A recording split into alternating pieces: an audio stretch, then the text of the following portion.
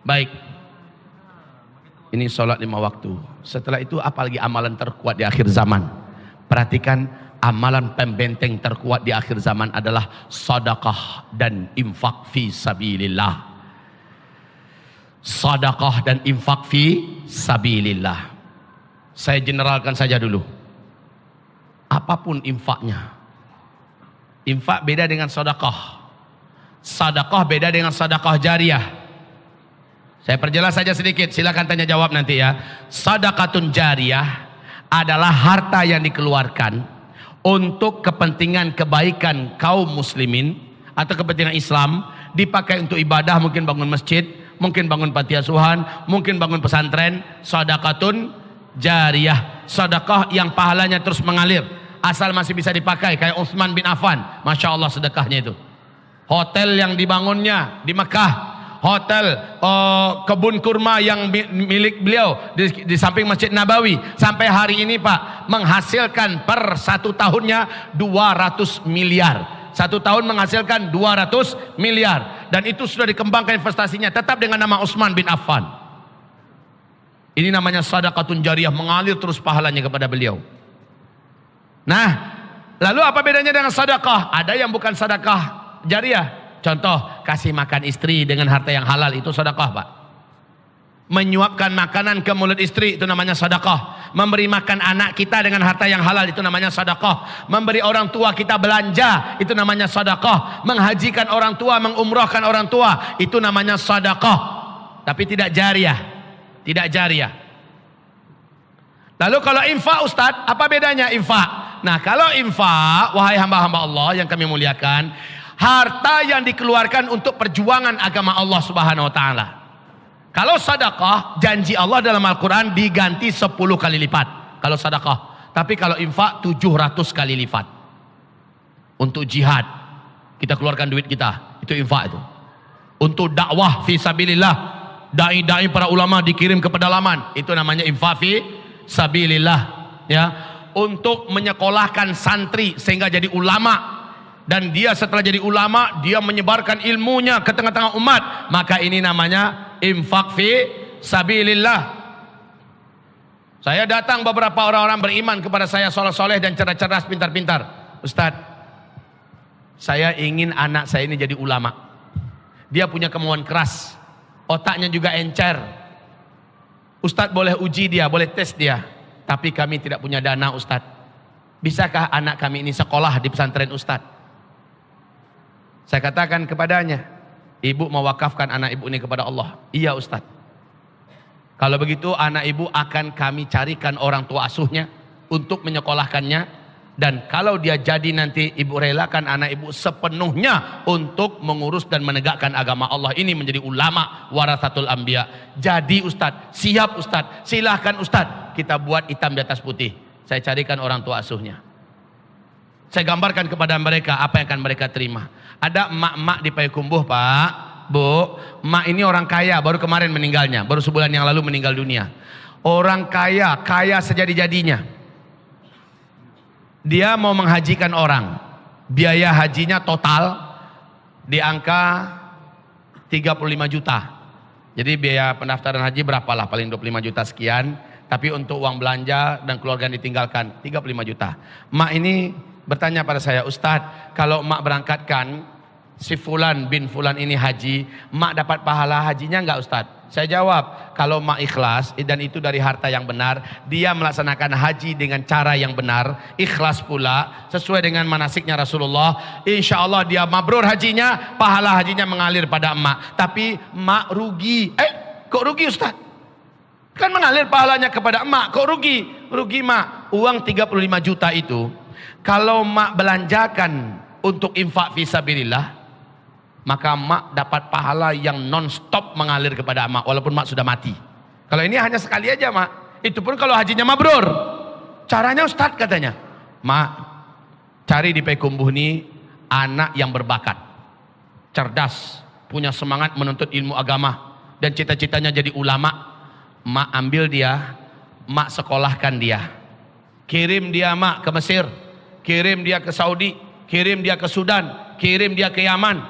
targetkan, bakar semangatnya agar dia pulang jadi ulama. Kalau dia sudah pulang, mak, nanti dia berdakwah.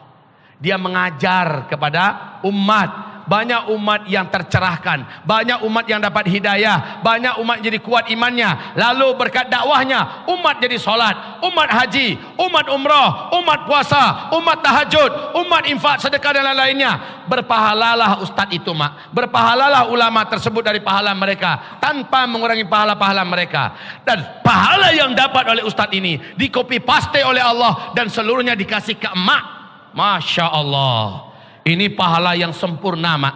Berapa ratus orang, berapa ribu orang yang haji gara-gara lisannya. Seluruh pahala haji itu mengalir pada ulama ini. Dan Allah copy paste pahala tersebut, Allah alirkan sepenuhnya kepada emak yang mengantarkan dia menjadi ulama. Betul tidak? Jadi kalau emak hanya hajikan satu orang, habis sudah sampai di situ. Jadi ini strategi memperbanyak amal, memperbanyak amal. Iyo ye. Ancak juga tuh Ustaz. Nah begitu. Alhamdulillah Bapak Ibu yang kami muliakan. Bapak Ibu ada yang minat untuk menjadikan seseorang menjadi calon ulama nanti, boleh daftar ke saya insyaAllah ta'ala. Ada orang-orang yang berkualitas yang kita akan kirimkan belajar. Yang udah jadi Pak, tapi tinggal untuk mengamasinya menjadi ulama besar. InsyaAllah ada orang-orangnya. Kami akan siap. Pak, saya mau Ustaz, saya mau satu orang, saya mau 2 orang. Siap. Ada orang-orang yang bisa kita luncurkan untuk ke depan menjadi nibrasul ummah insyaallah. Bapak Ibu yang kami muliakan, ini amalan kedua terkuat di akhir zaman, yaitu sedekah. Satu lagi, sedekah ini memadamkan murka Allah. Sedekah ini bisa menjadi benteng dari bencana dan petaka. Sedekah ini bisa menjadi penyelamat dan pelindung ketika bencana. Coba lihat 3 orang yang terkurung dalam gua. Ingat kisah ini enggak? 3 orang terkurung dalam gua, yang menyelamatkan mereka ternyata amalan mereka kan. Yang satu amalannya apa? Dia berbakti kepada orang tuanya. Orang tuanya dia yang urus.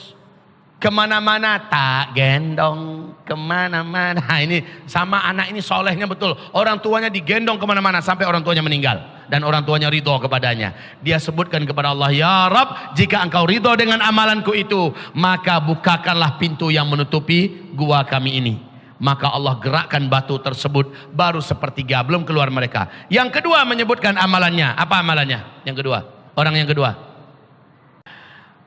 pemuda yang dapat kesempatan untuk berzina dengan wanita yang digila-gilainya. Ketika kesempatan itu sudah terbuka, tinggal GoPro, tinggal check in, terserahlah apa bahasanya.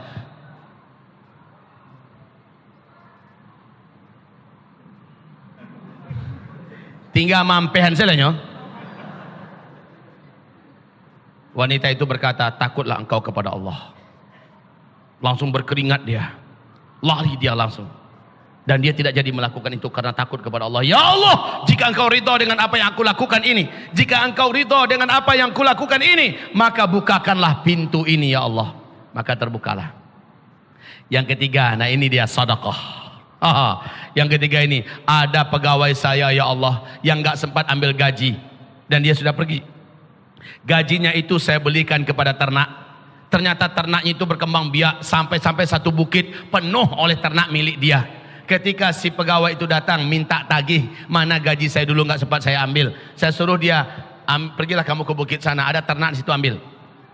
Maka dia berkata, yang mana yang ternak saya? Satu bukit itu punya kamu. Dia ambil semua, nggak satu pun disisakannya untuk saya.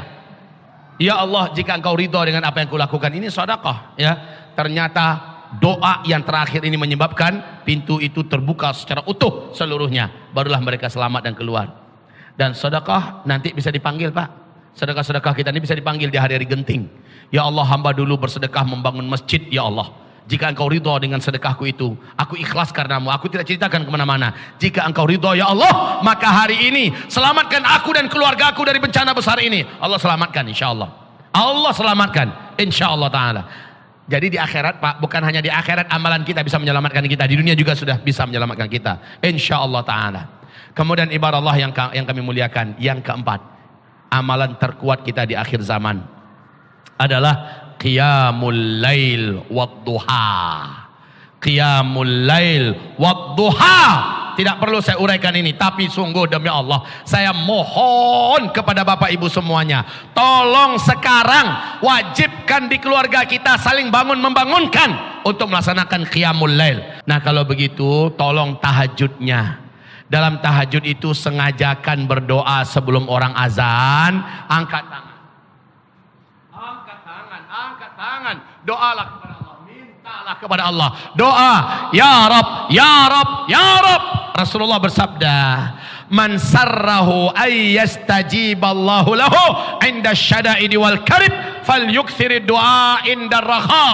Siapa saja yang sekali dia berdoa di saat genting kepada Allah, langsung Allah kabulkan doanya. Siapa yang mau diperlakukan oleh Allah seperti itu, maka ketika masih lapang dan tenang, perbanyaklah dia berdoa kepada Allah. Bapak sudah tahu kan, sudah dengarkan apa yang saya sampaikan ini? Sudah. Kalau begitu dari sekarang, khususnya pas lepas tahajud, berdoalah kepada Allah Bapak Ibu. Angkat tangan, minta. Kalau perlu pakai nangis, ya Allah selamatkan hamba. Kalau terjadi tsunami, kalau terjadi gunung meletus, kalau terjadi likuifaksi, kalau terjadi gunung meletus, apa saja bencana, peperangan, pertumpahan darah dan sebagainya, selamatkan hamba dan keluarga hamba ya Allah. Begitu Pak.